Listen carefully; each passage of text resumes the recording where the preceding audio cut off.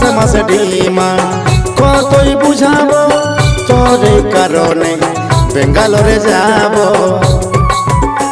বলি এগো এগো বাবুর বা তোদের মনে এত কেনে বা তোর মাসে মাসে ডিমান্ড কতই বুঝাবো তোর এই কারণে বেঙ্গালোরে যাব।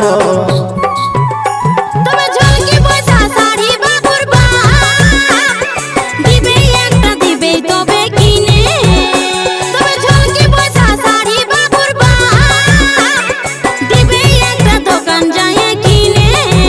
তোমার কেমন হয় মনে ভগবান জানে, শখের জীবন রইল শখে তোমার কারণে, আমার শখের জীবন রইল শখে তোমার কারণে।